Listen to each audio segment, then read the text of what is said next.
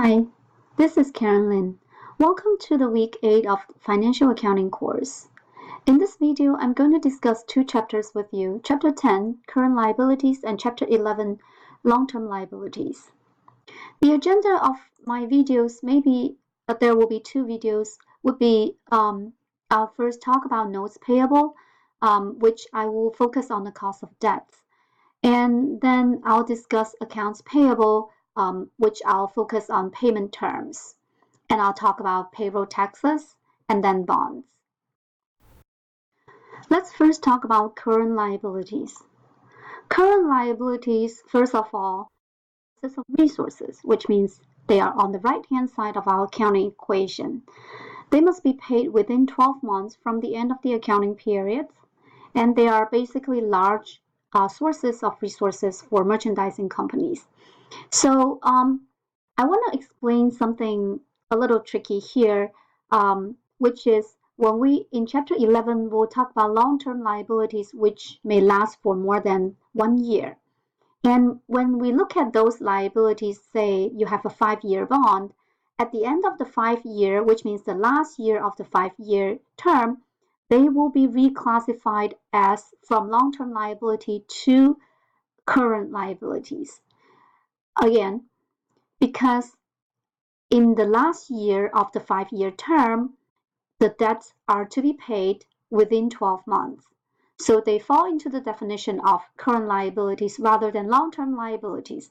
Therefore, those liabilities will be reclassified as current liabilities. I just want to plant the seed here. We'll discuss long-term liability later.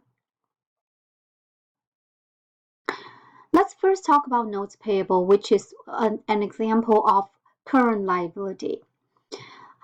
Notes payable are written promises to pay the debts in the future. So this is sort of an example of the notes which a company signed to pay the note and the interest on June 30th, 2008. And the annual rate is 8%. The signature of the management is on the right-hand side, and this is the date of issuance. So this is basically how a note would look like. When the firm obtains notes payable, the firm needs to record it in the book. So this is an example. On January 15th, the Nicholas Corporation purchased office equipment by signing a note. Okay, so which means they borrow money to purchase the equipment. So they borrow $50,000 to cover the equipment, but they need to pay annual interest rate 10%, and it's a 180-day notes payable. Okay, you can pause the video here and ask yourself, first of all, how does this affect your accounting equation and how to record this transaction using journal entries. Here is how we are going to record it. So we are going to debit office equipment, $50,000, and notes payable, $50,000. So that's equipment purchase on the date of the issuance. Now we need to calculate, because there is an interest attached to it, which is to be paid in 180 days, we need to calculate the payment of the interest. So how we are going to calculate it is by using the principal multiplied by the rate, and then multiply by, because this is the annual rate, 10%. So we are going to divide that rate by 365 days, and then we obtain a daily rate, multiplied by 180 days, right? So that is how much interest expenses will occur associated with this note during the 180 days. So altogether, it's 2465.75. Now, if you will remember, we talked about interest receivable in our previous chapters. You should understand that the interest payment or interest expenses, they do not always concur, which means we need to accrue interest expense for each month, for example, but then we are paying it at the end of the 6 months, okay, or 180 days. So you will see that if I'm calculating from January to July, because this is this note starts from January 15th, right? From January 15th to the end of January, which is January 31st, there are 17 days between. So that's 31. So that's 31 minus 15 plus 1. Okay, that's how you calculate how many days in between.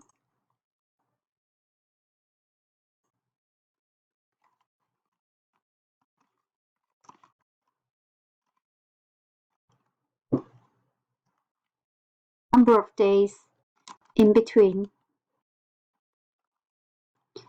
which is 31 minus 15 plus 1. Okay, why do we need to plus 1? Because we want to include both dates in our calculation. If you count your fingers, you'll get the same answer. Okay, so that's how I calculate the 17 days. All right, so I'm going to calculate all the days among those months. At the end of the day, you know that we are paying it back on July the 13th. From July the 1st to July the 13th, there are 13 days in between. Okay, so we can calculate interest for each month, and all of the total is 2465.75, which is exactly this number. Okay, so now how do we record those expenses? You can pause the video and think about it. All right, here is the answer. If the firm, if you remember, how do we record expenses? It's matching principle, which means if we are recording our expenses each month, or if the company reports their financial status monthly, we need to debit interest expense, credit interest payable for every month. So for example, for January, you would do this journal entry by the amount of $232.88. For February, we would again debit interest expense, credit interest payable for $383.56. Okay, so on and so forth. So you can imagine for 6 months, all the expenses account are closed. Okay, so there's no accumulation of interest expense, but all the interest expenses will be accumulated in the interest payable. So at the end of the 180 days, your interest payable should have $2465.75 in interest payable. Okay, now if the company does not report every month but reports semi-annually, they would be reporting the interest expense at the end of 180 days. They would debit interest expense and credit interest payable for the whole amount.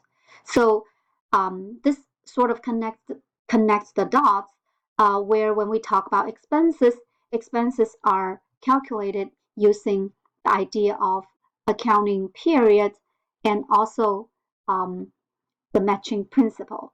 So if your accounting period is a month, then you need to record expenses per month. If it's semi-annually, you only need to record the interest expense at the end of the accounting period. Okay. When we pay back the notes, we debit notes payable, obviously the 50,000 principals, and then the interest payable. So as I said, even if you are recording it every month, your interest payable should be accumulated to this total amount of interest.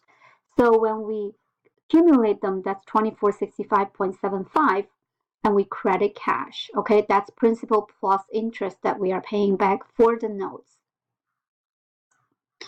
The second topic is accounts payable. So what are accounts payable? We have been doing accounts payable for a long time, but we have never really formally defined it. So the difference between accounts payable and the bonds payable or other like notes payable is that accounts payable are related to operations. So they are amounts owed to suppliers for products or services purchased. Notes payable is a debt or liability that we owe to other institutions or other companies. It's not necessarily suppliers or services providers. But accounts payable are related to our operation. It is for the operation. So if you purchase something from your supplier, get some service from your service provider, those and on credit, those are accounts payable. So the main issue with accounts payable, as I said earlier, is the paying the terms. So let's look at this example. Nicholas Corporation purchased 20,000 merchandise on account. See, it is related to the operation. When they purchase something, they purchase it on account. Versus when we talk about notes, we are borrowing money from someone else. Okay, this is not like getting a service or product on account. So they are different. On November 13th, the merchandise must be paid for within 30 days. So we are going to debit merchandising inventory credit accounts payable by 20,000. Right. There may be terms on accounts payable. So usually they are expressed in a way look like this. So the payment terms in this example is that it would be 2/10 N/30, which means if the firm pays back in 10 days, they will receive a 2% discount. If a firm doesn't meet the 10 days, they will not receive any discount, but they have to be paid within 30 days. Okay, so this is 2/10 N/30. So it could vary. For example, it could be 3/20, which means 3% over 20 days and not available over 60 days, which means no discount, but has to be paid in 60 days. So those numbers could change, but the structure of the term would look like this.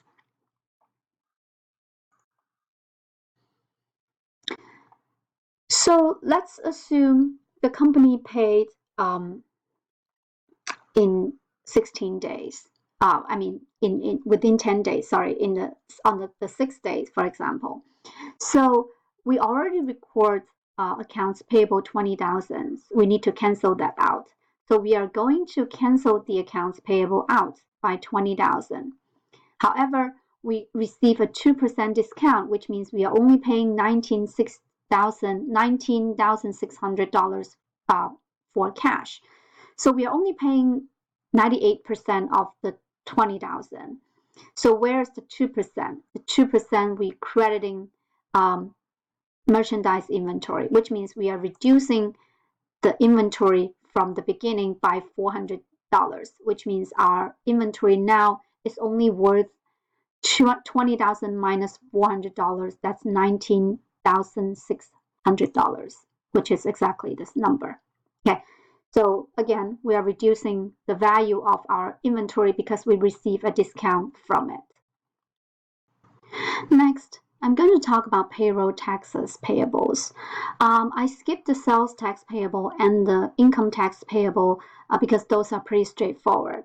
I'm going to talk about payroll taxes. Payroll taxes are liabilities and they are dollar amounts owed to the federal and state government for services related to employees, which means if we hire somebody, our company hires someone, they provide service to the company needs to pay taxes to the government.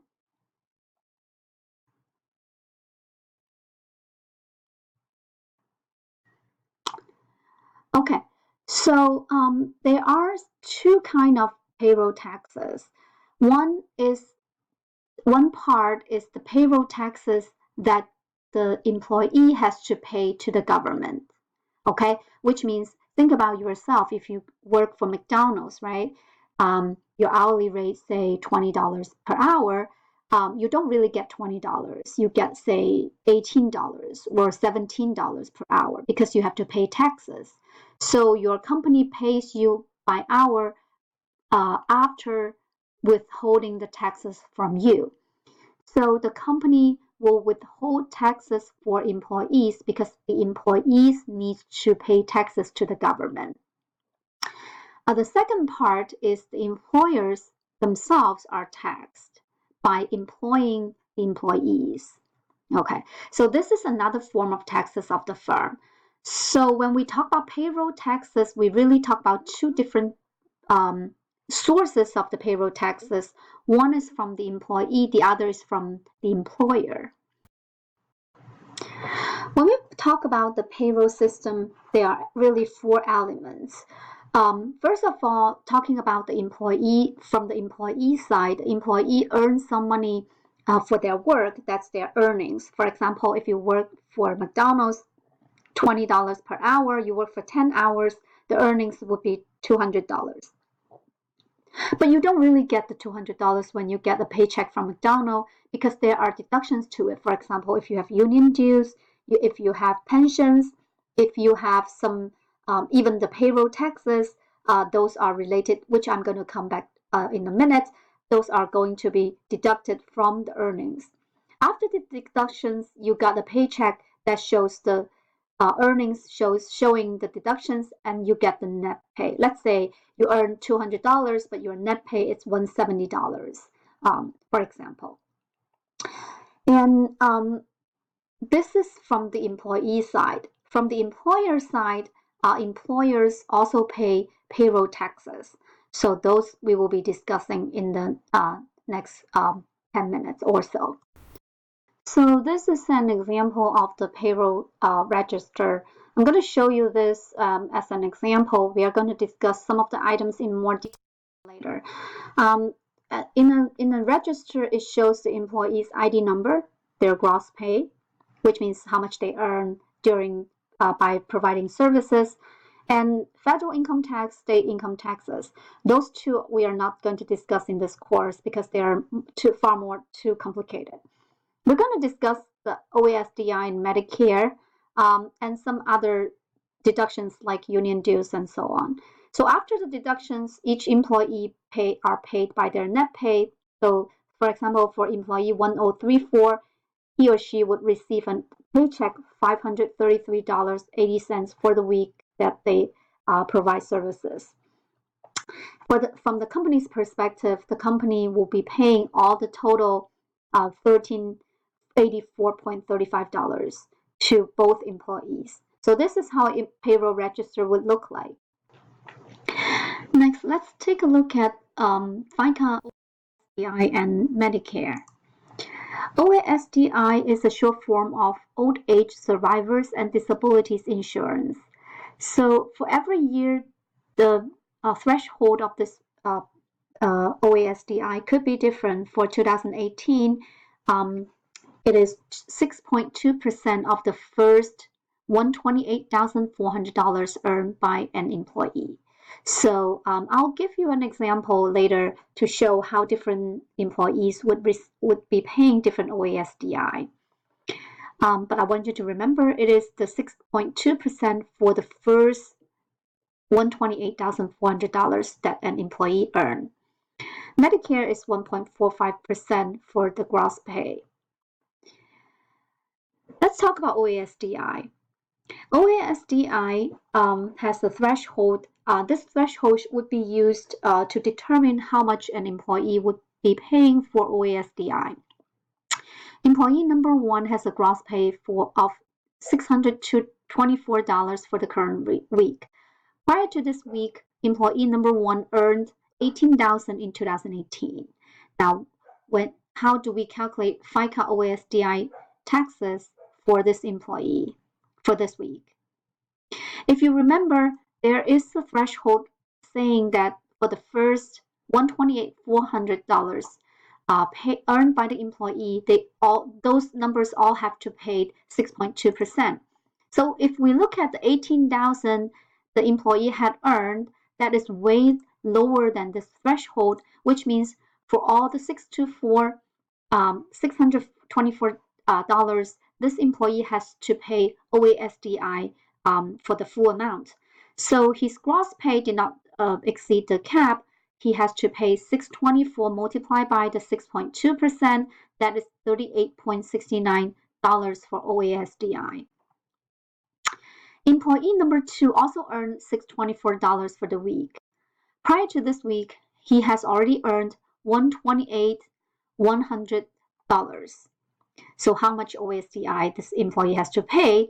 Because the cap was $128,400. So remember, for the first $128,400, you have to pay OASDI. So the threshold is $128,400. The employee had already earned $128,100, which means Sorry, it is 2018. So he had already earned 128,100 in the year already, which means this person had already paid OASDI for all this 128,100 before, right? Every week you paid OASDI if you have to pay. So they already paid this all of these 128,100 already. So from 128,100 to 128,400, there is a 300 difference, which means for the $300 out of the 624, this employee has to pay OASDI, and the rest they don't. He or she does not have to pay. So OASDI would be $300 multiplied by the 6.2%. That's $18.6. An extension question. Let's say next week, this employee again earned $624. How much does he or she need to pay OASDI? The answer is none of it, because it already exceeds 128,400 after the current week. So from this week and beyond, whatever employee number two earn, he or she does not have to pay OASDI anymore. All right, employee number three. Employee number three had gross pay 624 again for the current week, but prior to the week, he or she has earned 130,000 already in this year. If you look at the cap is 128,400, and the person has already earned 130,000 before, which means this person has already paid the full 128,400 for OASDI already. He or she does not have to pay OASDI for the $624 he or she earned. So for these three different cases, we can see that employee number one has to pay all $624 for OASDI, which is $38.69. For employee two, part of his $624 he earned for the week has to pay OASDI. It depends on how much he has already earned in the past and the cap. So the difference between the two is $300. That's why part of the $624 he earned for the week has to pay OASDI. For employee number three, he does not have to pay OASDI at all for the $624 he earned, because he already fulfilled the payment for OASDI in the past, because he already exceeded the $128,400 before. Let's talk about Medicare. For Medicare, it's 145% regardless of the previous pay. So there's no threshold for the FICA Medicare taxes. All of them has to pay 1.45% multiplied by the $624 they earn during the week. That's $9.05. So now let's talk about the net pay. Again, as we said, there is a gross pay, there is a net pay. The difference between the gross pay and the net pay are the deductions, including federal, state income taxes, the FICA, OASDI, and Medicare we just talked about, and the union dues, and some other things, say medical insurance and so on. In the simplified cases, I only list these items for deduction. So how do we record them in accounting? Now, it is a little tricky for you if you just started to learn this. If you look at the gross pay is how much the worker earned during the week. So it is $2,100 in total. That is how much expenses this company has incurred, because this is basically the total amount of money this company has to pay. Part of it are paying to the employee, and then part of them are paying to different agencies or the IRS. So we will see that we are recording the gross pay, the salary and wage expenses for $2,100. That's the total gross pay as expenses. And And then we will record all deductions separately. We will record the income tax payable. We will record the FICA tax payable. Note here that we add up OASDI and Medicare together. That's $160.65. And then the union pay. So those are the deductions. The net pay would be wage payable to the employee. If the company is paying cash on this particular day, it will be cash. So it could be cash, $1,384.00.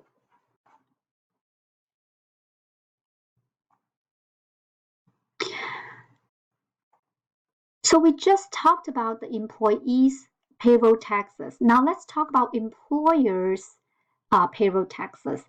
I don't want you to mix the two things up, although they sound very similar. So a moment ago, we talked about this is how much the company is paying the employee, which basically is $2,100. However, the company helped the government to withhold all different taxes and social securities and then some union dues. So when it comes to the net pay to the employee, it's only $1,384, $100.35. Okay, let's take a look at employers' duty to pay to the government. It looks very similar to the employee's taxes, but they are from the employer. So, which means the employee itself has to pay OASDI and Medicare, but the employer needs to pay OASDI and employer to the government as well.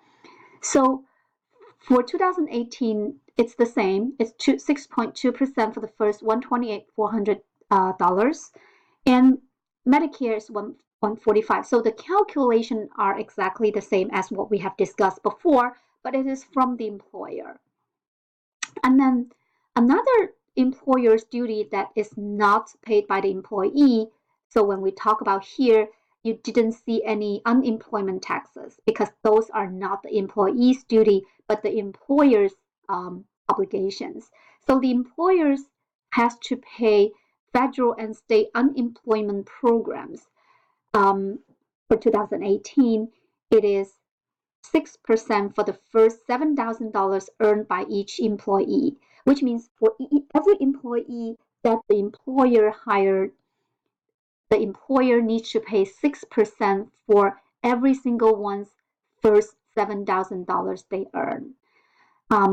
But if the firm pays unemployment taxes on time or earlier, the federal tax rate will be reduced to 0.6%, so it's like a 1/10 rate. State unemployment taxes are varied by states. Now let's look at an example. So let's take a look at the employees we talked about before. So these are two employees. They earned $800 and $1,300. Let's assume they don't have none of them met the $7,000 threshold before on this week. So the company has to pay the unemployment tax. Let's assume the state unemployment tax is 5.4%. So for the federal unemployment taxes, let's assume Nicholas Corporation paid taxes on time. So it will be the total $2,100 multiplied by the 0.6%. Now, because they paid on time, it is 0.6%. 0.6%. So that's 0.006. That's $12.60. For the state, it's 5.4%, so it's 0.054. That's $113.40. The employer needs to record the OASDI, Medicare, federal unemployment, and the state unemployment taxes payables. So it is no longer called the wage expenses. Remember the first part? It is salary and wage expenses. Those are the payment to the employee and the withholding of their taxes. Here, it is the employer's obligations. Therefore, we are paying the payroll taxes expenses. This is a different expense than the one that we talked about. And we debit the payroll taxes expense. We credit the The FICA tax payable, which is the summation of these two, $160.65. And then the federal unemployment taxes payable, that's the $12.60, and the state unemployment taxes payable, $113.4. You can see that the employer's obligation is different from the employer paying to the employee. I'm going to stop here for this video, and in the next video, I'll come back and talk about long-term liabilities. See you next video.